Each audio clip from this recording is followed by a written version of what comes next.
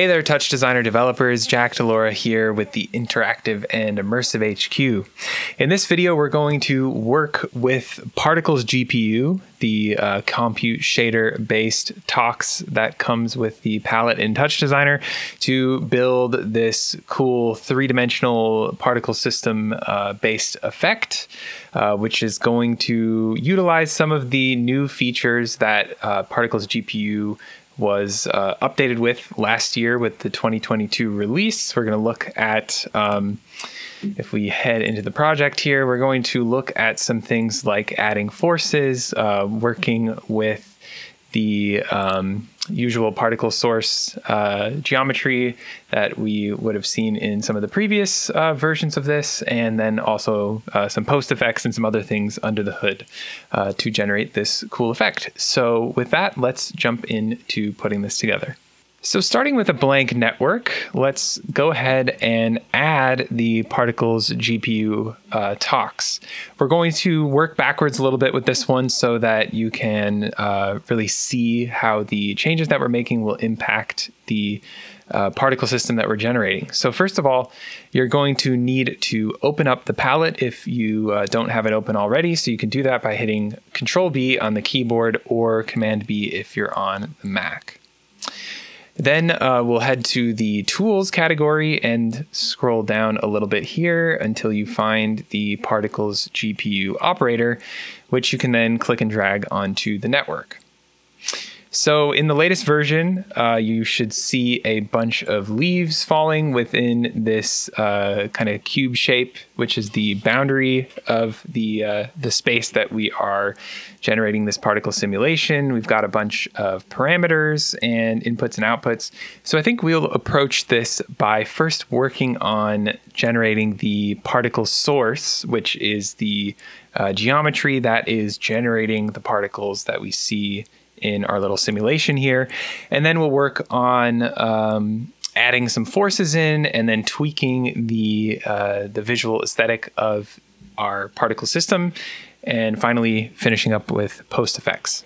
So first of all, to work with an external particle source with the new Particles GPU, as you have seen if you've watched Elvers's previous videos about this, we have now top inputs with our Particles GPU operator instead of the older versions, which had SOP inputs allowing you to connect geometry directly. Now this is likely for optimization reasons, but does of course allow for a lot of different types of experimentation that maybe would not have been possible before. We'll look at a very simple variation of taking SOP geometry, converting it into eventually tops, and running it into the input here now. The other thing I wanted to point out, if you haven't seen that video, is that we have the ability to use built-in particle sources. So they have a bunch of different shapes, different geometry that you can use to generate these particles internally. So if you're using something simple like a box or a sphere, you may not need to plug anything in at all. But in our case, we want to have the ability to do that. So we're going to build a network now. So I approached this by adding a sphere SOP. First of all, we're going to flip this to the primitive type of polygon. And then I'm going to head to the detail page here where we'll flip the frequency down to a value of 1 so that we end up with this very low poly sphere, which is what I want to use for generating our particle system. That'll give us that nice geometric shape. Then before we make any further changes, we're going to use a second copy of this operator that has basically the same settings we've got right now. So I'm going to go ahead and copy and paste that below so that we have two spheres, and then I'm going to just home the viewers again. We'll come back to the top one here. This one, I want to head back to the sphere parameter page and take our radius value from 111 and increase this to a value of 10, 10, and 10 instead. So that will be actually a much larger sphere than the one we have at the bottom. After that, we will follow some good programmer guidelines here and add some nulls afterwards. As I said, we're going to have to take this SOP geometry that we want to use as our particle source and eventually bring it into a top texture, which means we're going to have to go from SOPs into chops and then take those chops and turn them into tops. So to begin that whole journey there, let's go ahead and right click on the output of the first null here, head to the chop page, click on SOP2, and we'll place that to the right. Now, we don't really need to worry about anything here. All we want is the point values of this sphere, low poly sphere that we've set up. So I'm just going to go ahead and add a null right away to that. And then we're basically using the identical setup here for our second network below. So I'm going to copy and paste that.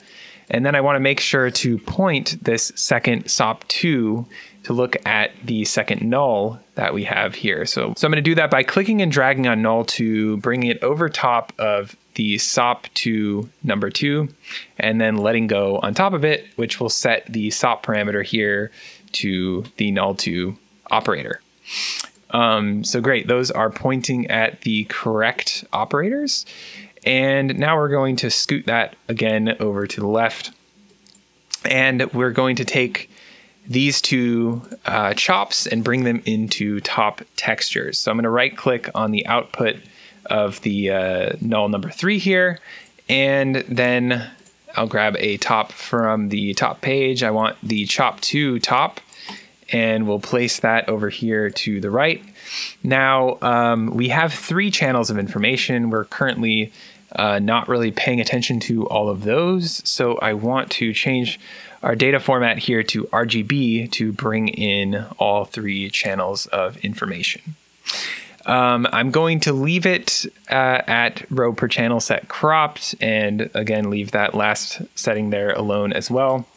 Then I'm going to copy and paste the chop2 and drag in this null here. All right, so now that we've got our 2 top textures, I will again move this over to the left. And for our second texture here, I'm going to use an operator that is very useful when we're dealing with top textures and wanting to use them in a kind of 3D space. And that is called the point transform top, which you may or may not be familiar with. So this allows us to take this information, which you and I know is the 3D, basically the definition, the point values of all the points within this sphere in top form. And it gives us the ability to then scale that in this top texture, which would be more complex and require more thinking and math to do otherwise. So here, we're actually going to use an LFO chop and some math and some other chops to dynamically scale the size of this second sphere. So although we didn't look at the effect for that long in the intro, there is basically a low poly sphere on the outside of this this particle system, and then there's an inner sphere that is constantly kind of undulating between different sizes, and we are controlling that all via this point transform. So let's go ahead and add in the LFO and such after we connect it to our particles GPU, just because I want to be able to visualize what we're doing to this effect. So again, we'll come back to that in a second. Before we do anything else, we're going to need to take these 2 textures and bring them together into a single texture to define our particle source. Now, the way that we're going to approach that is not with a composite, but with a layout, because kind of like when we're dealing with instancing, we want to make sure that we have pixel values defined for each set of geometry here. We don't want to like combine those together and have one piece of geometry that's kind of scaled awkwardly. We want to have a larger amount of pixels to encompass both of those pieces of geometry. So let's then shift click on our 2 operators here, click and drag into the layout. And if we middle mouse click, we'll see we still have a 12 by 1 resolution here, but if you were to come back to the Chop 2, either one of these here, you'll see that those are both 12 by 1 as well. So that means we have to come into layout top here and turn on the scale resolution parameter, which will then take both of those textures and place them side by side for a grand total of 24 by 1 pixels as our resolution. That is it for this texture. We don't have to do any further modification besides our point transform stuff. So I can then connect this directly to the first input, if we can get it to connect there, and we should see something happening. Now we have to make a couple of changes within the Particles GPU operator because the scale that I was working with for the initial effect was a little bit different than the default settings that this operator comes with. So that's why you can kind of see some of these leaves are being generated outside of this bounding box. So just for the sake of illustrating effectively what we're doing, I think we might as well take advantage of this moment to make some changes so that it looks a little bit closer to what we had at the beginning. So I'm going to click on the Particles GPU operator. We're going to come to the Particles GPU page. Now, as I was saying, the scale that I was working at in the initial effect was a little bit bigger, which basically means that I took this bounding box here and increased the scale of it so that we can have a larger piece of geometry within it. So what I did in that version was to take this positive limit plane, middle mouse click for the value ladder on the title there, and increase this to a value of 14, which you can see has immediately increased the size of the bounding box. I'm going to do the same thing for the negative limit plane, move that down to -14 in all of the different parameters there. And then we can see that we have more of the leaves being generated. Now I'm going to kind of back the camera out here so we can see a little bit more what is going on. So now we have a somewhat three-dimensional shape being generated in the center of our boundaries here. It's looking cool. I think we might as well make a couple of other tweaks just so that, again, we can visualize what's going on. So another option that we have here within the Particles GPU operator, besides setting up these boundaries, is to modify the size of the particles that we're generating. So the way that it is set up by default, every time a particle is generated, it will randomly be assigned a size, and you can set the minimum and maximum values for the size of the particle. So I'm going to increase the particle size max to 5, which should slightly increase some but not all of the particles on screen as they regenerate. And then while we're on this page, we're also going to flip things around a little bit with regards to the way that the particles are generated. So Elber's talked about this in the previous videos, but you have the ability here to create the particles either by generating a number of particles per frame, and you have to take into account then the birth amount and the life value, the kind of length of time which those particles live, to get your total number of particles. But if we do the create by total number of particles parameter here, we can instead define the total number of particles that we want to have in our system, which makes a super easy way for us to kind of know what that total value is. So what's cool about the Particles GPU operator in comparison to, say, working with the particle SOP is that we can work with way more particles than might be possible performance-wise if we're dealing with the SOP version of this operator. So again, this is all running on the GPU. It's a compute shader, so it is super efficient. And that means that I can crank this particles value up to something like 100,000 without, at least on my machine, much of a performance decrease. Now, this kind of does depend on your graphics card. You may have to decrease this value, but I was able to run on my computer here with 100,000 particles without any issues. So now we can see that we've done that we have something that looks a little bit closer to the kind of geometry that we saw in the initial part of this video. It's not quite there yet, but that's okay. We can at least see what the impact of modifying our point transform is going to be now. So that's going to take us back a little bit to working with chops. If you remember a moment ago, we talked about using an LFO to basically manipulate in real time the scale of the second sphere, which you can't even really tell is there, but is this kind of center geometry that is in the middle there. So let's go ahead and set that up now. We're going to start off with an LFO chop, which we will place over here to the right. We're going to have a total of 4 operators, so I'm starting under the SOP2s from before. In the LFO chop, all we're going to do here is set the frequency value to 0.05, slow things way down, and then we can go straight into a math chop. In the math chop, we're going to use this to change the output range of this chop channel. So let's head to the range page here. We're going to set the from range to fall between -1 and 1, and then the output range from 0 to 8.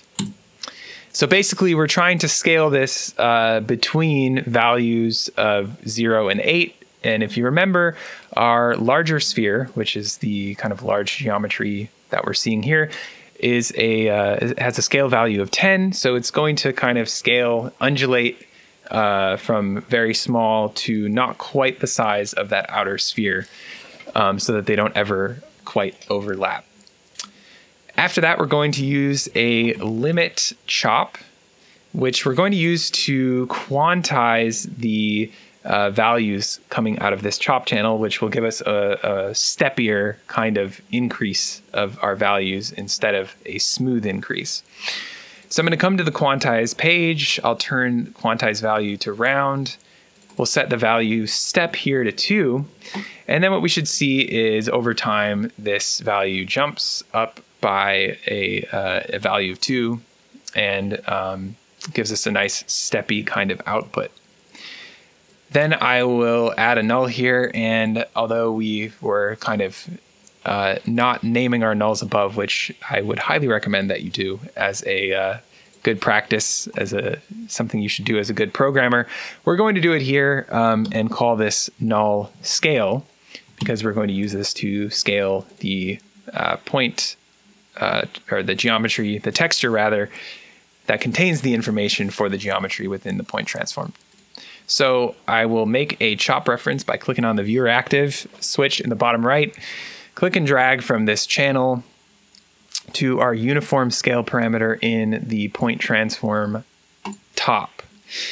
As soon as we do that, we should be able to look over here, and although it's happening a little slowly, you should see that we have a changing kind of inner geometry. Now, it doesn't help that all of our particles are falling downwards, so it kind of blurs things. But you can see we're adding a couple of different lines here as that geometry scales between the different sizes. So that is all set up. And again, that's just an example of how you can start to take things with this new Particles GPU from SOP geometry all the way into top textures, and then work with some of the utility functions available to you in the world of tops to modify the geometry. Now, we're going to move right along to adding forces to the network, which will kind of give us that sort of explosion-like effect that we saw at the beginning, where these forces are kind of moving around within these boundaries and then pushing the particles out of the way very quickly as they kind of fly through them. However, I think, again, we should take a couple more steps to bring the visual aesthetic, the particles settings a little bit closer to the final outcome, again, to help us actually be able to see the impact of what we're doing. So let's continue along with the particles GPU comp before we do that. So we have basically taken care of everything that we need to on this initial particles GPU page, except actually for one thing, which I want to make sure that we do, and that is to set this life parameter lower. So right now it's at 20. We're going to reduce that to a value of 6, which will give the particles a shorter lifetime, but will help make our effect a little bit more interesting. So with that, we can then move on to the next page, which is our forces page. So we're going to be coming back here as we add the external forces in a moment, but I want to kind of get the other forces that we're not going to be connecting to anything outside of this operator set up the way that they should be. So I'm going to set the external velocity here to a value of 0, and might as well turn the magnitude here to 0 as well, which you can see that was kind of functioning like gravity and pulling those particles downward. Now we really can clearly see the different geometry that we're generating and how that inner one is scaling up and down over time. We'll then continue right along to our turbulence parameter, the wind parameter. First, we want to have a wind that is generated via the velocity of the particles, which is not going to really do all that much right now because the particles are kind of just staying in one location. But again, as we add the forces, that will start to change. The turbulence here will stay the same. And then we're also going to turn our optical flow magnitude to 0. And then everything else should be the same, or the default settings there as well. So that is what we've got at this moment. Let's also go ahead and make some changes on the rendering page.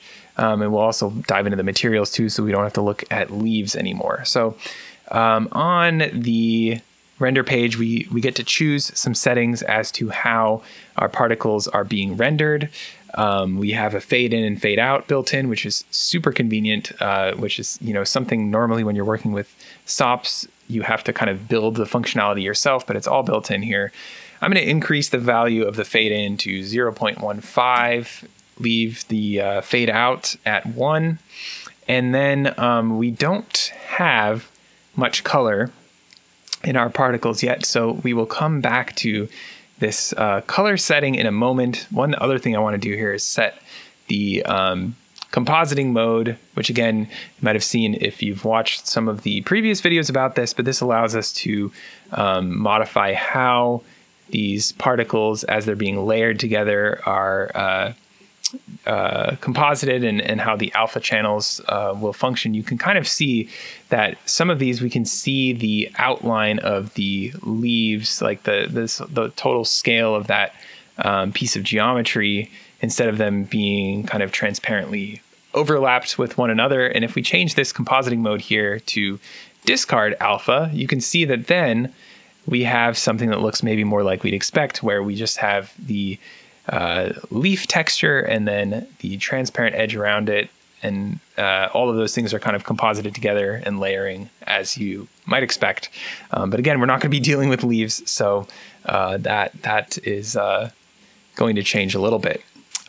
Cool. So as I said, we're going to deal with this color in a moment, but we have to first change our material to do that. So I want to have a little bit of shading, so let's use the Phong material type, and then we're going to use a custom texture here. It's not going to be anything fancy, but it will do the job for this one, just to show you how this functions.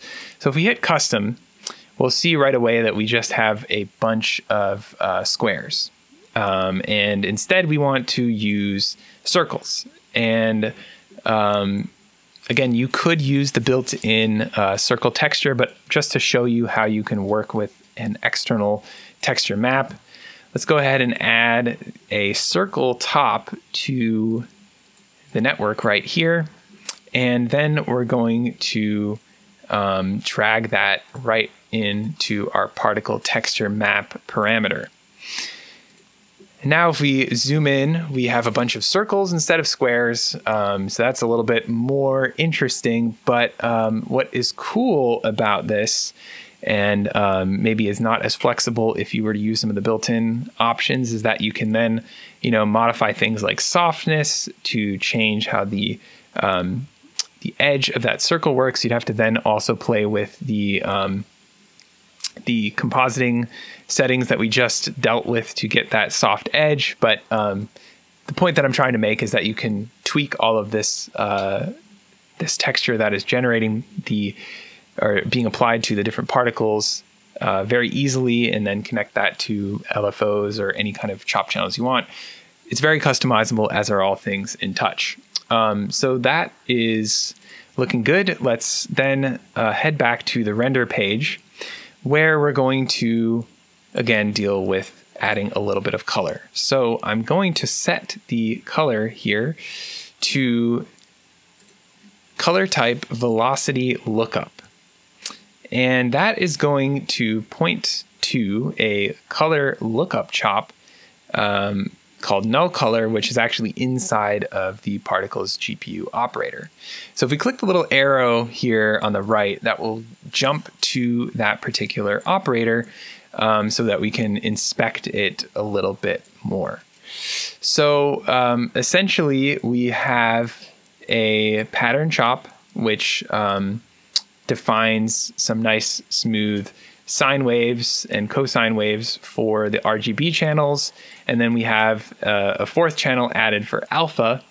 And all of this is being used eventually at some point inside of the shader to apply color based on the particular velocity that the particles are moving at. So by changing the colors that we see in this top, we can basically choose, like, if it's going really fast, apply this color. If it's going slow, apply this color instead. So for the particular effect that we're building today, we don't have too much to modify. Let's just come to the pattern 3 operator, where I'm going to set the length to 10,000. I'm going to set the phase parameter here to 0.29, and we'll leave the phase step per channel alone. Excuse me. After that, we are actually all good to go there. And if we come back out, we should see that at this point, at least, all of the particles that we're generating are a nice teal color. So without further ado, let's jump into adding some force to these particles so that we can start moving them around. And so we can see a little bit more than just some geometry that is slowly changing size over time. So moving on to adding some forces, we need to actually head inside of the Particles GPU operator to grab ourselves a handy little kind of preset operator that they have available to use as a sort of template. So first of all, let's go ahead and head to the forces page of the Particles GPU operator, and you'll see here we have something called extra forces chop, and then it points to a null found within the Particles GPU operator. If we click on the jump to op shortcut on the right, it'll bring up that that operator in a second window here. I'm going to go ahead and copy this constant extra force along with the null operator. by selecting both of those and hitting Control C. And again, we'll bring them back out in this area of our network just to make things a little bit easier. So I will then paste those and move them underneath the LFO that we worked with earlier. And then I'm going to, first of all, take care of this error before we kind of add some stuff to the network. So the error is happening because it's pointing to an operator that was animating this force POSX channel that does not exist at this part of the network. So we're just going to delete that reference, and that will get rid of the error for us. Then we're going to do a couple of things. So we're going to have a total of 3 forces today. We're going to have 2 that kind of move around in space and cause those sort of explosive moments with the particles. And then we're going to have 1 kind of general force that is acting almost like an inverse gravity, in that instead of pulling things toward the center of the space, it's going to push things away from that center point in all directions outward. So we're going to do all of that actually by copying this constant extra force operator 2 more times, and then we'll make some chop references to control the values within these constants, and thus change the forces that will eventually be applied in our system. So I'm going to first bring the null over here. This is still going to be kind of the final output of the chop channels that we'll be working with. I'm going to insert a join chop because the way that it works when you work with forces in, at least with the particles GPU operator, is that you can work with multi-sample chops to define multiple different forces. So you don't need to have like 5 separate chop channels, or rather 5 separate nulls or chop networks to define the independent forces that you want to apply. You can just use multiple samples, all found within the same chop of the same channels. So what does that mean? If we were to connect all of these constants to the join chop, you can see that we now have a the same set of chop channels, but with 3 samples. And if we were then to apply this to our particles GPU operator, these would immediately come into effect. And, we can actually do that right now just to start seeing what some of these changes are going to be doing. So let's go ahead and click on the particles GPU operator. I'm going to click and drag the null extra null chop down here onto the extra forces chop parameter, which will make that reference for us. And now these forces can be applied. So to back it up a little bit, we have all these chop channels that are required to define a force. If you take a look at the particles GPU documentation, which you can do by clicking on the particles GPU operator, heading to the About page and clicking Help, you can take a look at the different type of forces that are available. We're going to be dealing specifically with the radial force, which is kind of the generic like gravitational pull, where we pull towards a point or push away from a point in all directions, as well as, I believe, an axial force, but I'm gonna have to look it up myself because I've forgotten. So let's go ahead and take a look real quick. So this is the Particles GPU help page, where you can get some information about this. Here we go. So we're going to be using 2 radial forces and 1 vertex force. And again, the type of force, just like the positioning of the force, the amount of force, can be defined via these chop channels. So we're going to utilize all of those right now and start animating them. But again, if you haven't seen the previous video that Albers did about working with forces with the new Particles GPU operator, I definitely recommend checking that out to get a little bit further in depth with the explanation. So as we were talking about a second ago, if I were to start, cranking up the amount of any one of these forces right now by clicking on one of these constants and increasing the amount of force applied, we would then have some force actually being applied to our particles. Now, the radius of this particular force is very small, so we don't really see a whole lot happening. But if I were to increase the radius size here, you can see that now we have the force being applied to all of the particles at the same time, and the coloration that we set up earlier based on the velocity of those particles is functioning and looks great. So cool, we know those things are connected. We can see how that is starting to impact the effect that we're building.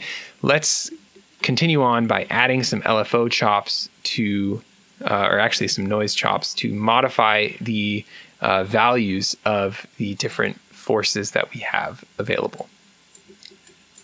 So I'm going to start with, as I just mentioned, the noise chop, place that to the right. We're going to need to do a couple of things here. First of all, we need more than one channel. So I'm going to set up a number of channel names here. I want 2 channels for X, Y, and Z position values, which is going to allow us to animate the positions of the 2 forces here on top. So what I'm going to do is type in X and then some brackets, and I want X1 and X2, Y with the same thing, and then Z. So this just allows me to not have to type in X1, X2, Y1, Y2. I guess in the end, it's probably the same amount of characters, but it looks fancy, so that's cool. Great, so that's what we want. Again, 6 channels, 2 for each position value. After that, head to the common page, turn time slicing on so that these output a single sample. And then on the noise page, we're going to set the period to a higher value of 5 so that the change here slows down significantly. And we're going to increase the amplitude to a value of 20 so that the range that we're getting out of these, again, is increased. Cool, so we're done with that operator. We'll follow that up with another limit, which we're going to use in a similar way to what we were working on earlier, where we use it to quantize and add stepping to the values. So within the limit, we're just going to head to the same quantize page, turn quantize value to round, set the value step here to 3, and you'll see then that we get some nice glitchy stepping here when these values change. So I'll add a null, and we'll call this null space noise because this is our noise data that we're going to use to modify these top 2 constants that we have here. And let's head to the first constant and start making some chop references. So we're going to use X1 for force position X. So I'll make a chop reference to that first value of that first channel there. And then for the second channel, which will actually be Y number 1, we'll go ahead and add that to our force position Y, make a chop reference there. And then I had initially set these up with some addition and subtraction to kind of change the scale a little bit here. So after this expression, which grabs that Y1 channel, I'm just going to subtract a value of 3.2 to change those values up a little bit. After that, we're going to grab Z1 and do the same thing for force position Z, chop reference. And that is it for the animated components of this particular operator. Now we do have to modify some of the other components here, which will be the force radius, which I'm going to bring down to a value of 4. Let's go ahead and take a look at that. So there it is. That is the force we've just generated, smaller in size. It's kind of randomly stepping around our space a little bit. The other thing we need to modify with this force here is the amount. So I'm going to set this amount to -20. which should immediately start pushing particles around and giving us that kind of fireworks style explosive-ish effect that we saw at the beginning. And other than that, I don't believe that we're going to need the force direction, because I believe that only works with yes. So the last three channels that are called force direction only required for directional forces axial, vortex, and spiral, which is not the particular type of force that we're applying. We're using that radial force, which I mentioned, kind of acts like a sort of gravity that pulls or pushes from a particular point in space. So again, we don't need to worry about those other channels. So that's our first force. Let's go ahead and set up the second one here. We'll use those x2, y2, and z2 channels for this second constant. So I'm going to go ahead and just make sure that I have the math right for these. So x2 will be our force position x, as expected. Y2 will be force position y. Like before, we're going to change our value here a little bit by adding 2 in this case. And then z2 will be force position z. Now, remember, we are changing some things here to make this force a different kind of force. We're not going to be using radial force in this case. First of all, let's set our radius to 2. And then the force amount here will be -10. And then the force type is going to be the type number 2, which, if we still have this open, that is our vortex force, which will give us a little bit of a different effect. Now, in this case, the vortex force is a directional force. So these force direction parameters do matter. So I'm going to set this force direction y to 1 as well. Then if we come back up to our preview, we should see now we have two forces that are moving around in space in this kind of choppy style. One of them is just pushing everything out from the center, and the other one is giving a little bit of spin to things, applying that vortex force. We're also seeing that cool velocity color effect where it's kind of changing color as the speed of things changes a little bit. So we have one final force, and that is going to be our kind of inverse gravity from the center point, which we will go ahead and set up right now. So I want this to be at position 0, 0, 0. The radius, we want to encompass everything in our boundaries. So I'm going to set this to a value of 25. And then I want the force amount here to be just -1. So it's not going to be super intense, but it will push the particles outwards over time. That's actually it for all the forces that we're going to be working with. Obviously, you could continue with this and animate them to your heart's content. But with that, we should see something that looks a lot closer to the initial effect that we were working on. So we are also going to do some things now to kind of modify the visual output of this, add some post effects, just to kind of take it to the next level, so to speak. So the first thing that I'm going to do, now that we have this set up, we don't really need to see the boundaries of the forces anymore, or the boundaries of the kind of simulation space that we've set up. So I'm going to head to the Particles GPU page here of that operator and turn off display bounds, first of all. And then I'll come to the forces page and turn off display extra forces. Now, before we kind of move along from here, I just want to make sure that we are not missing anything. And it looks like I'm pretty sure we've got everything that we need within this particular operator. Let me just double check. Yeah, I think we are good to go. So with that, let's take a look at our camera. So the initial effect that I showed you actually had the camera itself being animated and kind of spinning around the 3D scene over time to, you know, add to the visual effect, to also give you a look at different components or different aspects of the animation as things are happening to it. And so let's go ahead and set that up and get ourselves a nice rotation. So first of all, I've just homed the camera by clicking H on the keyboard with the viewer active. Now let's head inside of this operator.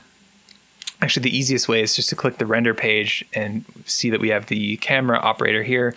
We'll click the jump to operator shortcut once again, and there is our camera. So I just did some super simple stuff here and went ahead and added a null comp, which I used as the operator that kind of drives the movement for us here. So I'm going to move the camera down a little bit, and then we'll even full screen this for a moment. Head to the comp page, add yourself a null, and then I want this to be parented to the camera.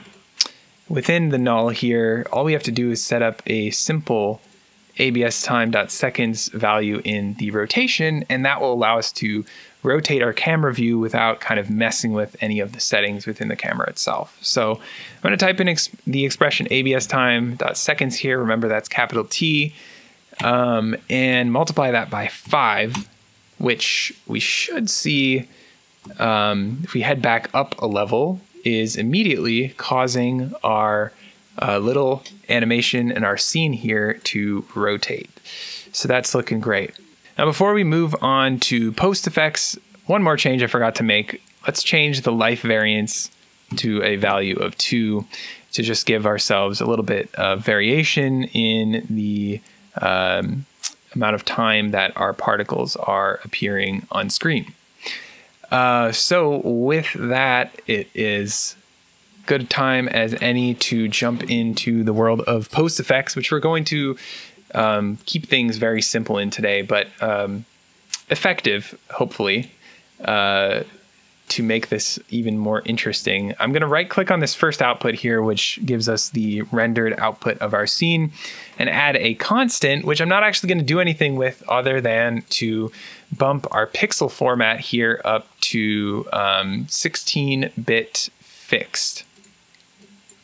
We're doing this because we're about to add feedback, and we want the feedback to be able to fade out to nothing instead of having like a rounding error. So 16-bit fixed should do it for us. And then I'm going to open up the palette once again by hitting Control B. Oh, we're still in the external window here. Let's go back to our network.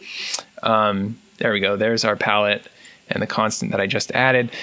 So in the palette, we have a number of image filters, which are super useful. I'm going to use a really cool one called Feedback Edge, which is going to give the kind of like cellular growth, reaction diffusion sort of look to the output.